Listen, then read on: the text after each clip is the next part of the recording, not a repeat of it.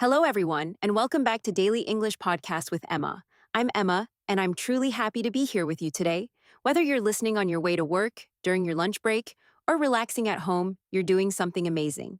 You're improving your English and investing in your future. Today's episode is all about real English for the workplace. We're going to explore how to speak naturally with coworkers, write professional emails, participate in meetings, and sound polite and confident, even if English is not your first language. Many learners think professional English is difficult, but here's the truth. You don't need big words, you don't need perfect grammar, you just need to be clear, polite, and natural. So take a deep breath, imagine you're holding a warm cup of coffee, and let's begin our workday together. Starting the workday in English. Let's imagine it's Monday morning. You walk into the office, maybe you feel a little sleepy, maybe your coffee hasn't kicked in yet. You see a coworker near the coffee machine. What do you say?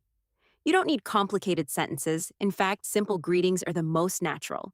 You can say, "Good morning," "Morning," "How's your morning so far?"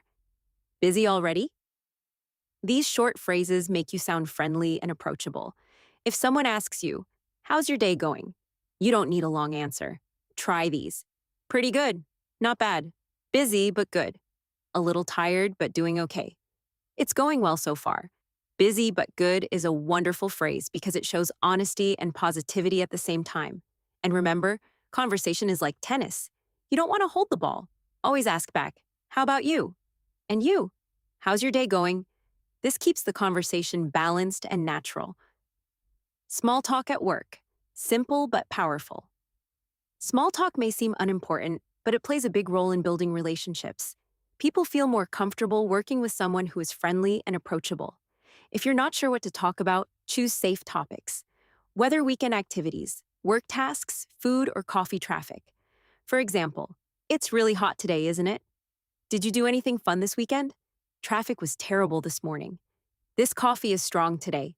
You don't need to talk for a long time. Even one sentence can create connection. Easy formula for small talk. Greeting plus comment plus question. Example, "Hi, it's raining again. Did you bring an umbrella?" This formula makes small talk easy and natural. If you feel shy, remember, most people also feel shy sometimes. They will appreciate your effort. Writing professional emails in English. Now let's move to one of the most important skills in the workplace, writing emails. Emails are your professional voice. Even if your spoken English isn't perfect, a clear email can make you look organized, polite, and competent. The good news? Professional emails follow simple patterns. 1. Starting an email. Your greeting sets the tone, friendly and common. "Hi, John." "Hello, Maria." More formal. "Dear Mr. Smith." "Dear Miss Lee." Very formal, if you don't know the name. "Dear Sir" or "Madam."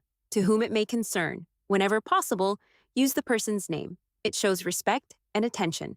2. Polite opening sentences. After your greeting, add a polite opening line.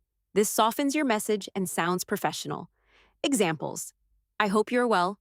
"I hope you're having a great day." "I hope this email finds you well." Then state your purpose clearly. Example. "Hi, David. I hope you're doing well. I'm writing to ask about the new project timeline." Short, clear, professional. 3. Making polite requests. This is where many learners struggle. Direct language can sound rude in English. Direct, "Send me the report." Direct, "Check this file." Instead, soften your request. "Could you please send me the report?" "Would you mind checking this file?" "Could you please review this document?"